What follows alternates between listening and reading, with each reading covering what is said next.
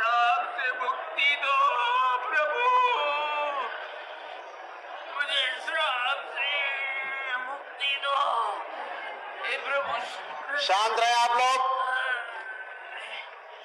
हे श्री कृष्ण, मुझे क्षमा कर, मुझे क्षमा कर।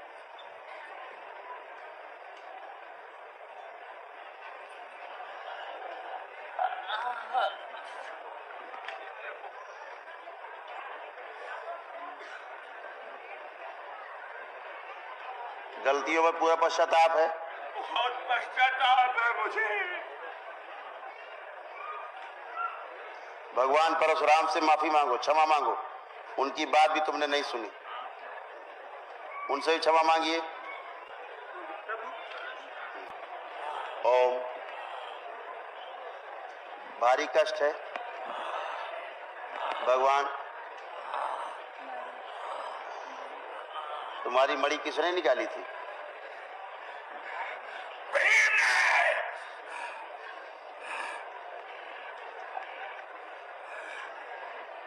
कितना क्रोध अभी भी।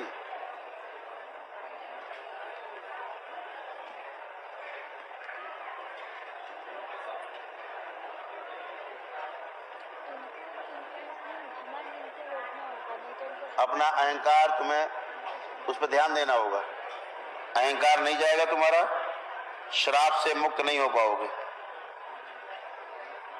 इस कलयुग में तुम्हें मुक्त होना है। द्वापर से लेके अब तक भटक रहे हो, जंगल जंगल, मंदिर मंदिर, इस महादेव के मंदिर, उस महादेव के मंदिर।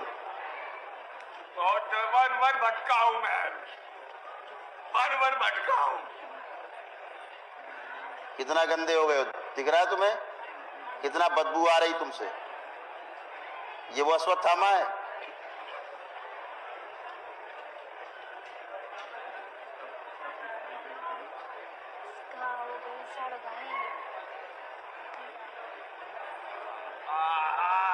किसका श्राप लगा तुम्हें पता है?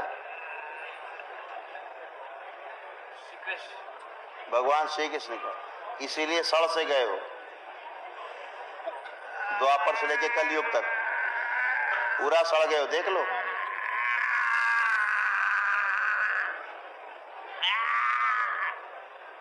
ये अश्वत्थामा।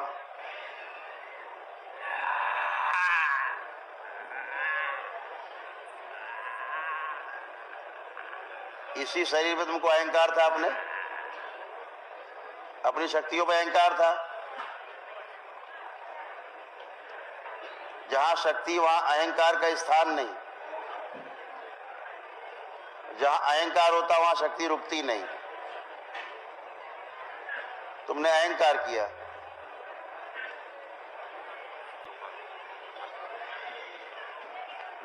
ओम। क्या कह रहे हैं बाबा?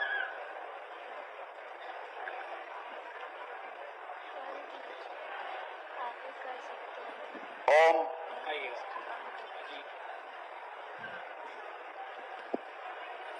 भगवान कृपया अपना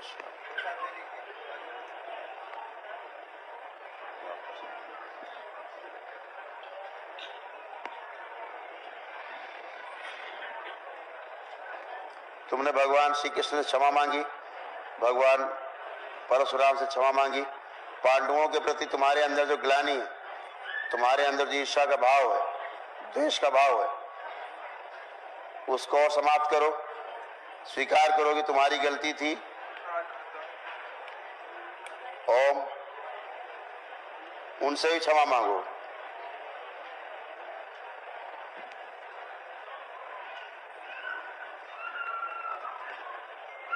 ओम।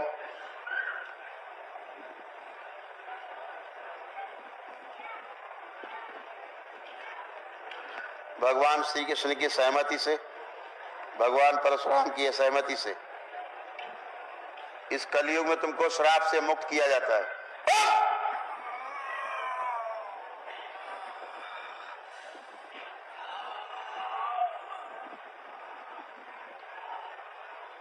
श्राप सेवकाओं किया जाए। ओम। इसका असर, इसकी स्मृति, इसके अवशेष, अंतिम स्मृति भी श्राप की बाहर निकाल ली जाए। ओम, ये भी सेवकाओं को खिला दी जाए।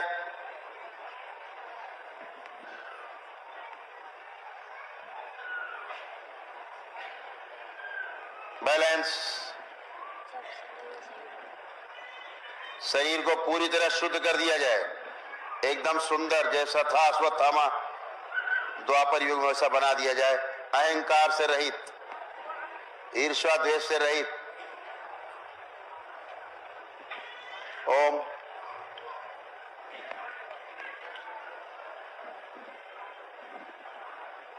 इसे पुणे से भगवान परशुराम, भगवान श्री कृष्ण की सेवा में रखा जाए पूरी शुद्धि होने तक।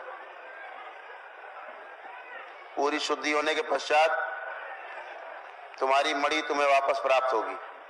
तब तक के लिए इनके सारे कष्ट हटा दिए जाएं। ओम।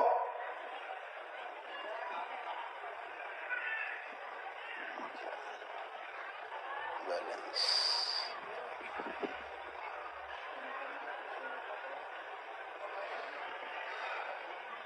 ओम। इन्हें साथ ले जाएं दरबार में, जहां भगवान श्री कृष्ण निवास करते, भगवान परशुराम निवास करते, वहां अश्वत्थामा को ले जाया जाए, शुद्धि की जाए। अगली अमावस्या में शुद्धि के पश्चात इनकी मणि वापस की जाए। ओम। श्री।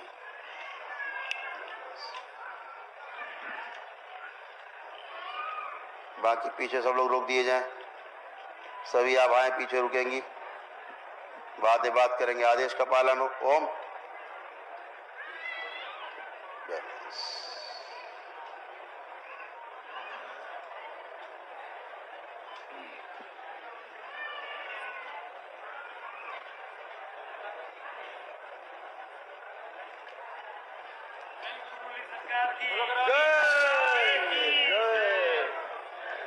सभी आभाएं मानव जात की सेवा के लिए तत्पर हैं। जैसे सेवा करते थे वैसे आज भी वैसे ही। ये तो इनलाइटेंड है, ये कोई भूत प्रेत तो है नहीं, आभाएं हैं। जो आभाएं हैं किसी पवित्र शरीर के द्वारा, जब वो शरीर पूरी तरह शुद्ध होता है, दरबार में सब समस्याओं से मुक्त हो जाता है, तो जिसका मन बहुत पवित्र है उसके द्वारा ये आभाएं बात करना चाहती। हाँ, था ना दरबार में उपस्थिति लग रही थी कि दरबार में उपस्थित है। एक बार आया था, मैंने वापस कर दिया था। एक बार अश्वत्थामा आया था दरबार, मैंने उसको वापस कर दिया था। आज भी लग रहा था कि अश्वत्थामा है यहाँ, फिर मिलना, बात करना चाह रहा है। कष्ट में भगवान श्री कृष्ण का श्राप था, मामूली था नहीं। अब उससे कौन मुक्त करेगा? महादेव, माँ करेगी। और तो भगवान महादेव भी तभी मुक्त करेंगे जब माँ साथ में होगी। तो उनकी सहमति भी जरूरी थी जिन्होंने श्राप दिया, क्योंकि उनका भी दरबार में है ही आभा। अरे इधर भी आभाएं खड़ी, इधर भी।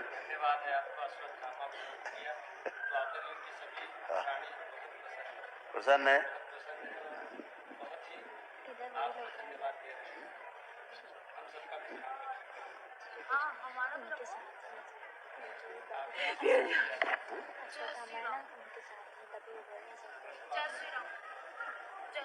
बहुत बढ़िया। अभी सब अश्वत्थामा के साथ ही जाओगे, सब सारे लोग जितने साथी हो अश्वत्थामा के, बस अमावस्या तक वो शुद्ध हो जाए, फिर आप सब लोग अश्वत्थामा के साथ ही रहोगे।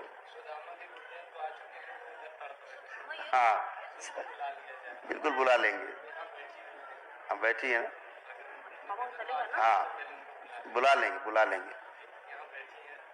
जरूर बुलाएंगे।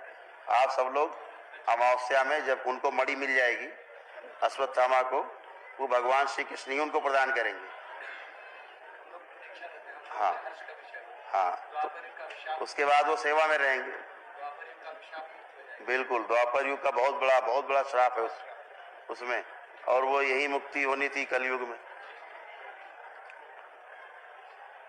बढ़िया है। ये सब अश्वत्थामा के साथी द्वापर युग से।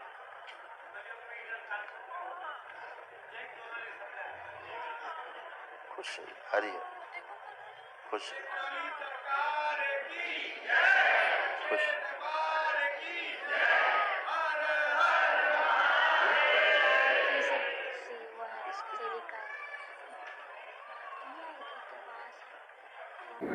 श्रीमन नारायण।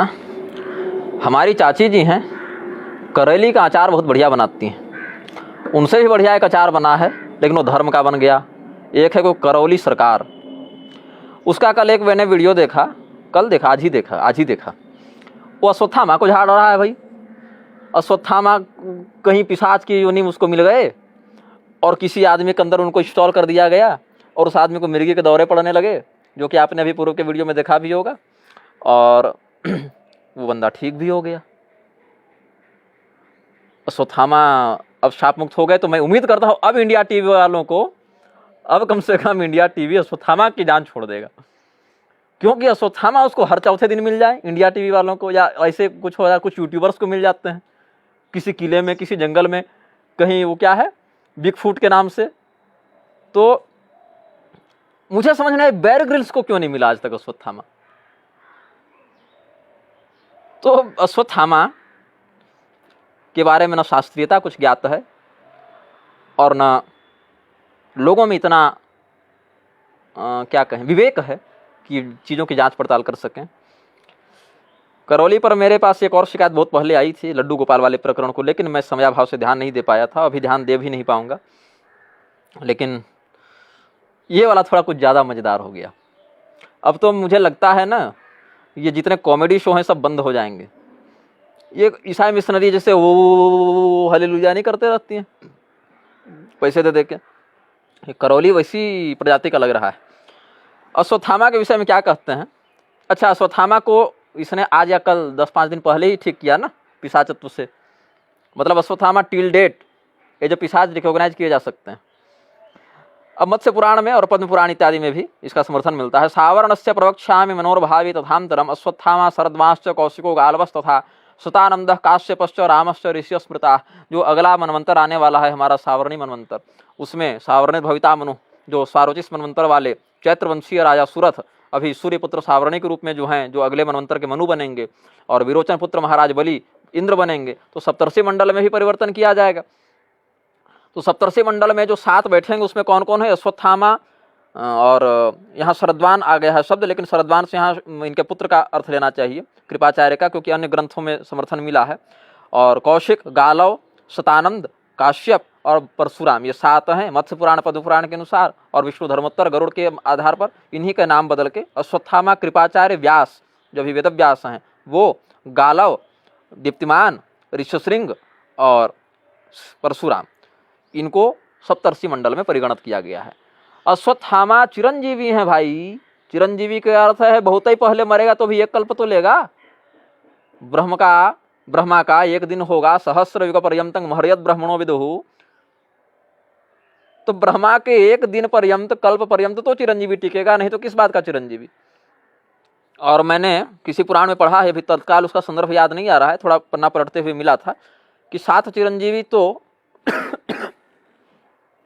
उसके आगे भी अगर उनमें योग बल हो, जैसे लोमस, बगदाल भी है ना, और काकभुसुंडी इत्यादि प्रकार वाले चिरंजीवी तो और भी अधिक जी जाते हैं। तो अश्वत्थामा को किसी आदमी के अंदर ये डाल रहा है करौली, उसको भूत झाड़ दे रहा है। बड़ी कृपा हुई महाराज आपकी, हम तो अश्वत्थामा के विषय में कितना चिंतित रहते थे, कब तक पिशाच बन के भटकेगा महाराज, आप कहाँ थे अभी तक। ठीक किया आपने, अश्वत्थामा को पिशाच की युगति से मुक्त कर दिया। अब देखिए अश्वत्थामा है कौन? अश्वत्थामा दरअसल शिव जी के अवतार है। फिर ये महिषासुर और अश्वत्थामा को मैं शिव जी का अवतार बताऊंगा तो विनय झा के दौरे शुरू हो जाएंगे कि अश्वत्थामा को शिव जी का अवतार बताता, लेकिन भैया है तो मैं क्या करूं, क्या बताऊंगी, नहीं है कहे कि विनय झा जो है सुन के गुर्दे में खुजली होने लगती है। ब्रह्मवैवर्त पुराण, जिसको विनय झा प्रक्षिप्त मानते हैं लंपट पंडितों के द्वारा, उसके श्री कृष्ण जन्म खंड में लिखते हैं वेदव्यास जी, अश्वत्थामा शंकरांशो द्रोणो वह्न्यंश संभव। द्रोणाचार्य वहनी के अंश हैं, अग्नि को कहते हैं वहनी। ऐसे अग्नि पुराण अलग है, वहनी पुराण अलग है। वहनी पुराण उप पुराण में आता है और अग्नि पुराण महापुराण में आता है, 18 प्रधान में आता है। आग्नेय महापुराण, वहनी उप पुराण अलग है, लेकिन अग्निदेव को ही वहनी भी कहते हैं। अश्वत्थामा शंकरांशो द्रोणो वह्न्यंश संभव। द्रोणाचार्य वहनी के अंश हैं और अश्वत्थामा शंकरांश हैं, शिवांश हैं। पद्म पुराण के सृष्टि खंड में कहते हैं, अश्वत्थामा हर साक्षात हरिर नंदकुलोद्भव। भगवान नंदनंदन श्री कृष्ण हरि हैं और अश्वत्थामा हर मतलब भगवान शिव हैं। गर्ग संहिता के गोलोक खंड से भी इसका समर्थन ले लीजिए। द्रोणी साक्षात शिवस्यापि रूपं भूम भविष्यति। द्रोणाचार्य के पुत्र जो द्रोणी अश्वत्थामा हैं वो साक्षात शिव जी ही हैं, जो शिव जी अश्वत्थामा के रूप में पृथ्वी पर आएंगे। महाभारत के आश्रम वार्षिक पर्व में ले लीजिए, द्रोणं बृहस्पतिर भागम विद्धि द्रोणिं च रुद्रजम। बृहस्पति का अंश यहाँ पर द्रोणाचार्य को बताया है और अश्वत्थामा को भगवान रुद्र का अंश बताया है। अब अग्नि को बृहस्पति का कैसे कह सकते हैं? तो अग्निदेव के 49 प्रभेद होते हैं जो ब्रह्मांड पुराण में वर्णित हैं। इस पर हम कभी बाद में चर्चा करेंगे। तो महाकल्प तंत्र इत्यादि का जब मैं लेखन करूंगा तो उसमें सबका अलग से बताऊंगा। 49 प्रकार की अग्नि होती है, उसमें किसी एक का बृहस्पति से भी संबंध है। महाभारत तात्पर्य निर्णय में जगतगुरु मध्वाचार्य जी अध्याय 19 में लिखते हैं, द्रोणिं च रुद्र तनुमेश सदा विजानन नो तेन युद्धमभिवांछति रुद्र भक्त।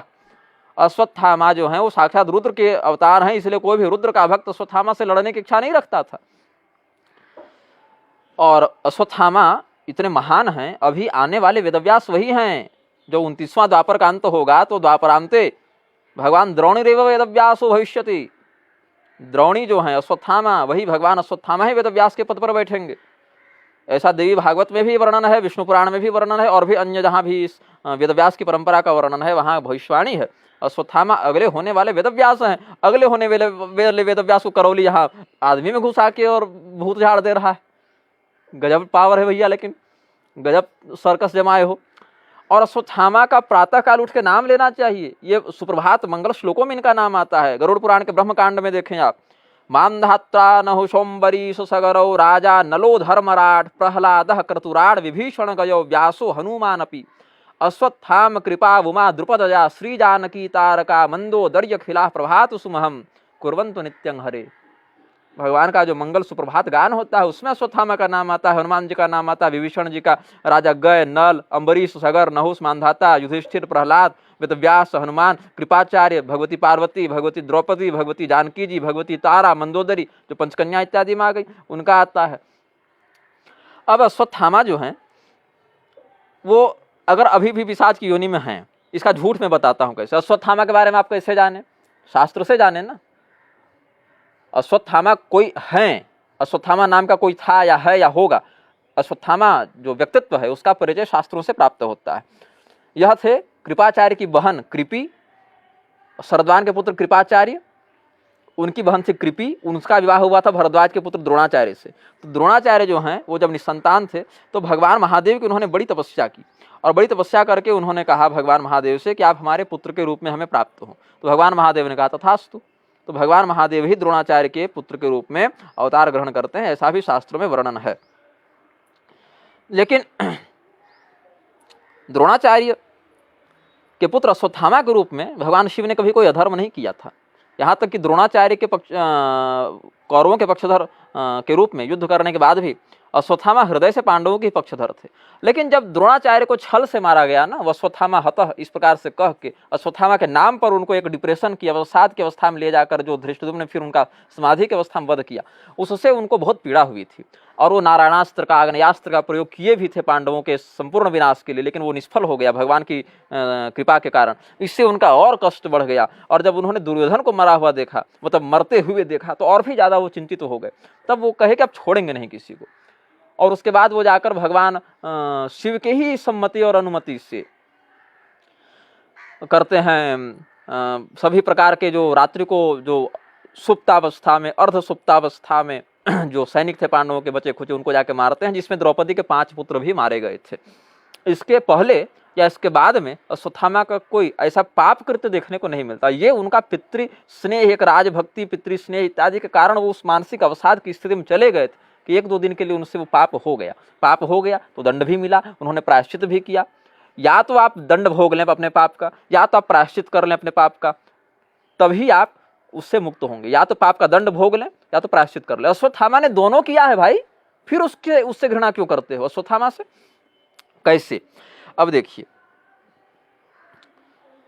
जब अश्वत्थामा ने द्रौपदी के पुत्रों का वध किया और पांडवों के द्वारा अब हमें प्रताड़ित किया जाएगा, दंड दिया जाएगा, ऐसा जब उन्हें होश हुआ तो चले गए ऋषि महर्षियों के समूह में।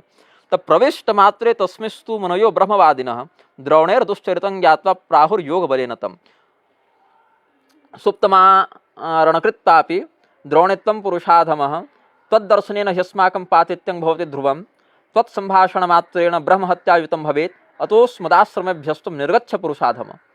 ऋषि महर्षियों के आश्रम में जब अश्वत्थामा गए तो ऋषि महर्षि ब्रह्मज्ञानी थे, योग बल से जान गए, अरे ये तो पाप करके आ रहा है इतना बड़ा, सोए हुए बालकों को मार के।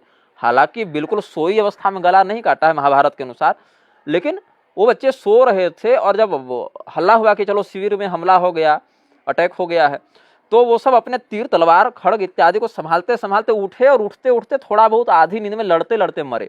मतलब बिल्कुल सोए हुए नहीं थे कि आप सोए स्थिति में गला रेत के चले गए, ऐसा भी नहीं था। लेकिन जब लड़ रहे थे तो पूर्णतया स्वस्थ चित्त भी नहीं थे। अचानक से रात को हड़बड़ी में उठे, आधी नींद में हथियार उठाए और लड़ने लगे और उसी समय मार दिए गए। अस्वस्थ निद्राक्रांत चित्त में मारे गए, तो माना गया कि चलो नींद में ही थे, मार दिए। तो कहा ऋषि महर्षियों ने कि तुमने सोए हुए बालकों की हत्या की है, इसलिए तुम ब्राह्मणों में अधम हो गए हो। द्रोणे त्वं ब्राह्मणाधम, हे द्रोण के पुत्र तुम ब्राह्मणों में अधम हो, तुम्हारे दर्शन मात्र से हमें पातक लग जाएगा, इसीलिए तुम ब्रह्म हत्या के भी भागीदारी हो गए हो। हालांकि ब्राह्मण थे नहीं ये लोग, लेकिन कह दिया कि तुमसे हम बात भी कर लेना तो ब्रह्म हत्या लग जाएगी हमें, क्योंकि तुम बाल हत्या से ग्रस्त हो। बाल हत्या, स्त्री हत्या, ब्रह्म हत्या, गो हत्या, भ्रूण हत्या इत्यादि को लगभग एक ही श्रेणी में रखा है। बच्चा मारो, बालक गाय मारो, ब्राह्मण मारो, गर्भपात करो, स्त्री वध करो, तो उसमें पाप एक ही जैसा लगभग बताया है। तो कहा अतोस्मदाश्रमेभ्यस्तुम निर्गच्छ पुरुषाधम, तुम तो पुरुषों में भी अधम हो, केवल ब्राह्मणों में नहीं, सभी पुरुषों में अधम हो, इसलिए हमारे आश्रम से बाहर निकल जाओ। तो अश्वत्थामा को बड़ी ग्लानि हुई। हालांकि बाद में फिर अर्जुन से लड़ाई हुई, फिर अर्जुन जो है सो उसको घसीट के लाते हैं, तब फिर मुच्यता में सब ब्राह्मणों नितरांग गुरु, ऐसा द्रौपदी जी ने फिर उनको बचाया कि मत मारिए, तो ब्राह्मण हैं आपके गुरु हैं। फिर वो उत्तरा के गर्भ में वो प्रहार कर देता है अश्वत्थामा, तब परीक्षित को भगवान बचाते हैं, तब उत्तरा जाती है ना वो कामं दहतु मामनाथ मामे गर्भो निपात्यताम भगवान से। फिर भगवान ने जो परीक्षित की रक्षा की। हालांकि परीक्षित तो मर ही गए थे, शरीर की उन्होंने रक्षा की, चेतना तो चली गई थी। फिर बाहर भगवान ने उनको पुनर्जीवित किया है, जीवया मास ऐसे एक श्लोक है, तो उसमें है द्रोण्यस्त्र विप्लुष्ट मिदंग मदंगं संतान बीजं कुरु पांडवानाम, जो परीक्षित जी ने आगे फिर कहा है भागवत में। खैर, तो इस प्रकार से भगवान ने फिर अश्वत्थामा के वध स्वरूप कह दिया ब्रह्मबंधुर्न हंतव्यं आतताय वधारहण, तो क्या कहा, शिरोमणि निकाल लो इसकी। तो शिरोमणि निकाल के अपमानित करने से भी ब्राह्मण के वध तुल्य हो जाता है। वह गुरुजनों के लिए तो त्वंकार हुंकार ही वध तुल्य हो जाते हैं, तो अपमान कर दिया तो ब्राह्मण का वध हो गया। उसके बाद क्या कहा, ये चले गए अश्वत्थामा, कहाँ चले गए, वेदव्यास जी के पास, और वहाँ पूछा कि आप तो वेदव्यास जी हैं, सर्वशास्त्र विशारद हैं, आप हमें बताइए शास्त्रों में मेरे पाप का क्या प्रायश्चित है। तो वेदव्यास जी ने कहा एतत् पापस्य शांत्यर्थम प्रायश्चित्तं स्मृतौ नहीं। स्मृति ग्रंथों में अथवा हमारी स्मृति में, दोनों अर्थ लग जाएगा, मेरी स्मृति में कोई इसका प्रायश्चित नहीं है, या मैं जितने ग्रंथों को जानता हूँ अश्वत्थामा, वेदव्यास जी ने कहा उसमें इसका तो प्रायश्चित नहीं है। फिर भी तथाप्युपायं वक्ष्यामि तव एतद् दोष शांतये, फिर भी मैं तुम्हारे इस दोष की शांति के लिए एक उपाय बताता हूँ, उससे काम बनेगा। दक्षिणाम्बु निधौ पुण्ये राम सेतो विमुक्ति दे धनुष कोटि हृदयख्यातम तीर्थमस्ति महत्तरम अस्ति पुण्यतमं द्रोणे महापातक नाशनम। दक्षिण दिशा के समुद्र में चले जाओ, वहाँ राम सेतु है, श्री राम सेतु के जो धनुष कोटि क्षेत्र है वो बहुत बड़ा तीर्थ है, वहाँ पर तुम्हारे इस पातक का अवश्य नाश हो जाएगा। तब गए, आगे बताते हैं महात्मा का वर्णन करके, चित्त शुद्धि प्रदं रीणाम शांतिदाम त्यादिकारकम तत्र गत्वा धनुष्कोटो राम सेतो विमुक्ति दे स्नानं कुरुस्व द्रोणे त्वं मास मात्रम निरंतरम सुप्तमारण दोषात्वम सद्यः पूतो भविष्यसि। वहाँ पर तुम 1 महीना तक अगर तुम कठोर साधना करो, मास मात्रम निरंतर साधना करो, स्नान करो, तो तुम अवश्य ही शीघ्र ही पवित्र हो जाओगे, ऐसा कहा। तो रामचंद्र धनुष कौटो स्नान मात्रेण तत्क्षणे धूत पाप विमम द्रोणी सर्वे चापि महर्षय। अच्छा, एक महीना जब उन्होंने निराहार रह के उपवास पूर्वक एकदम कठोर तपस्या करके भगवान शिव का मंत्र जपते हुए रामेश्वर भगवान की आराधना करते हुए वहाँ स्नान किया है, तो भगवान शिव प्रकट होकर फिर अश्वत्थामा को शुद्ध होने का, पाप मुक्त होने का वरदान भी देते हैं। एवं वह कथितं विप्राद्रोणी पाप विमोक्षणम। यह स्कंद पुराण के ब्रह्मखंड के अंतर्गत जो सेतु खंड है, जहाँ राम सेतु का महात्म्य है, उसके अध्याय 31 से हमने यह प्रमाण आपको दिया है। अब ये पाप किसका शांत किया इन्होंने? सुप्त मारण दोषात्वं सद्य पूतो भविष्यसि। क्या कहा था? जो 5 बच्चे मारे ना द्रौपदी के, उसके दोष से, जो बच्चे सो रहे थे उनके दोष से, उनके हत्या के दोष से बचोगे। लेकिन अश्वत्थामा ने यहाँ 2 गलती की है। एक गलती की है बच्चों को मारा, दूसरी गलती की गर्भ को मारा, उत्तरा के गर्भ पर इन्होंने प्रहार किया अश्वत्थामा ने।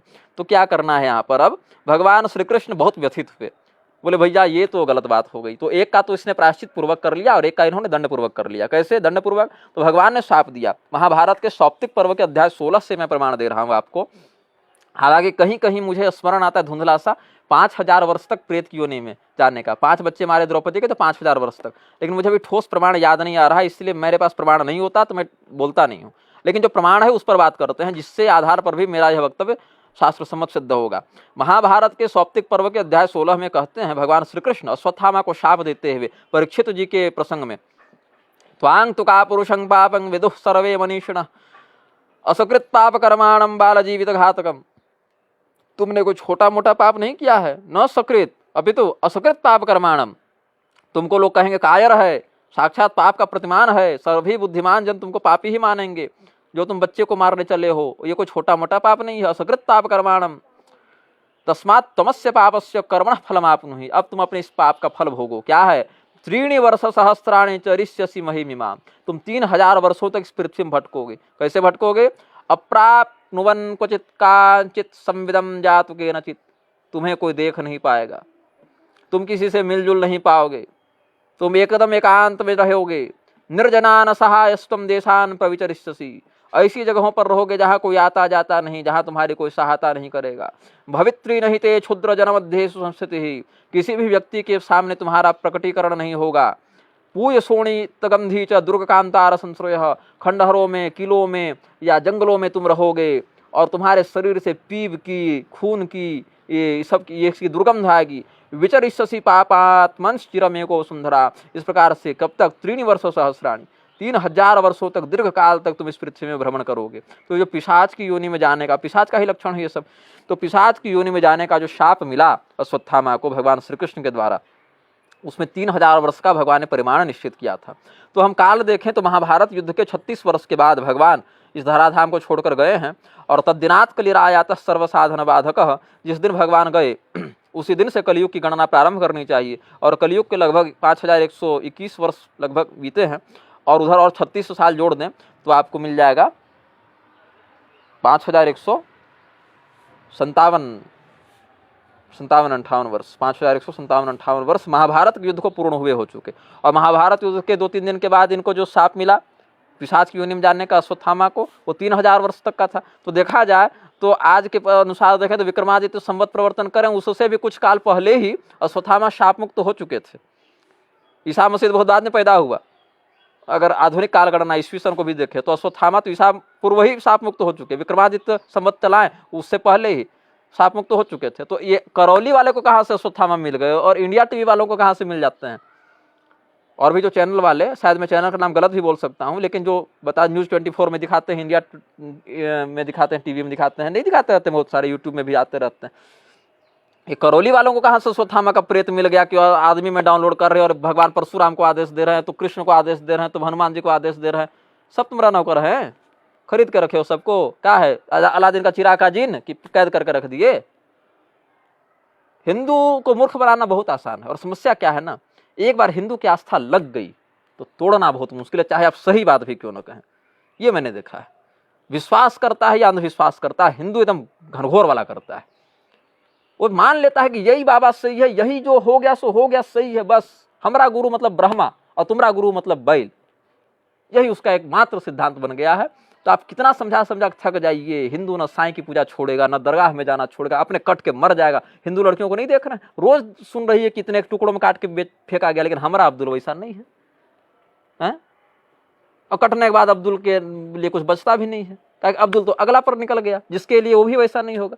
तो कहने का भाव है कि यही लोग मटिया मेट किए हैं। और हिंदू के साथ समस्या क्या कि एक बार अगर उसको लग गया अरे बाबा तो बाबा है, वाह अब कुछ नहीं हो सकता, बाबा सब जानते हैं, छोटा मोटा बाबा समझे हो, बाबा अश्वत्थामा बुला के झाड़ दिए तुरंत। जबकि अश्वत्थामा सोचे अरे हमारा तो 2000 साल पहले ठीक हो गए थे, हम तो अभी तक प्रेत क्यों नहीं मिलते, हमारे नाम से किसको पकड़ के ले आया भाई। अश्वत्थामा अगले होने वाले वेदव्यास हैं चतुर्युगी मान से, और मनवंतर मान से अगले होने वाले सप्तर्षि हैं, उनको ये आदमी में इंस्टॉल मार रहा है। और वो भी क्या कह के प्रेत पिशाच की योनि में शाप मुक्त इसको हम कर रहे हैं, इसकी मुक्ति करेंगे हम। और सत्य क्या है, महाभारत में ही वर्णन है जहां शाप मिला अश्वत्थामा को 3000 वर्ष के बाद तो मुक्त हो जाओगे। सौप्तिक पर्व के अध्याय 16 से हमने आपको प्रमाण भी दिया। तो ऐसे ढोंगियों से लोगों को बचना चाहिए। अब उसके चेले भी हमको गाली देंगे तो कोई बात नहीं, हमारा तो जन्म ही हुआ है गाली खाने के लिए, क्योंकि मैं जिसके खिलाफ बोलता हूं उसके चेले हमारे विरुद्ध हो जाते हैं। तो मैं शकल देख के, चेहरा देख के और नाम सुन के या संप्रदाय देख के विरोध नहीं करता। जो गलत है, आपकी कही बात का शास्त्र से समर्थन नहीं हो रहा है, अभी तो स्पष्टतया विरोध हो रहा है, तो भैया लपेटे तो जाओगे। और जब मैं लपेटना शुरू करता हूं तो उसमें फिर भय का, लोभ का, संकोच का यह स्थान नहीं रहता, क्योंकि फिर मैं शास्त्र के आधार पर कहता हूं ना, अपनी गारंटी पर तो मैं कहता नहीं कि मैं कह रहा हूं, ऐसा नहीं। अभी तो देखो यहां ये बात कही गई, उसको मैं प्रस्तुत कर रहा हूं। यही मेरा एक सबसे बड़ा बल बन जाता है, जो ऋषियों की परंपरा का एक बहुत बड़ा अनुग्रह है हमारे ऊपर, कि भगवती ने यह अनुग्रह किया हम पर कि जहाँ पर अन्य जन भगवान की माया से मोहित होकर इन बातों में उलझ जाते हैं, वहाँ कम से कम इन बातों में भगवान ने हम पर इतनी कृपा की है कि अपनी माया को स्टैंड बाई पर रखा हुआ है। हालांकि माया तो किसी को ही मोहित कर सकती है, करती है, हमें भी कितनी बार करती है, आगे भी करेगी, लेकिन मैं कम से कम इतना अपने अंदर भाव अवश्य रखता हूँ कि कर्ता साक्षी जनार्दन, जो कर रहे हैं उस क्रिया के कर्ता भी और क्रिया के साक्षी भी भगवान नारायण हैं। और मैं सोने से पहले कह देता हूँ, कायेन वाचा मनसेन्द्रियर्वा बुद्ध्यात्मना अनुसृत स्वभावात् करोमि यद्यत् सकलं परस्मै नारायणायेति समर्पयेत्। तो क्या सही है क्या गलत है ये तो शास्त्र बताएंगे, और शास्त्र स्वयं नारायण है, शब्द नारायण है, शब्द ब्रह्म है, इसीलिए वो जो बताते हैं वो मैं आप तक प्रस्तुत करता हूँ। इसीलिए मुझे न इसमें कोई निजी हार का भय होता है और न निजी विजय का घमंड होता है। श्रीमन नारायण।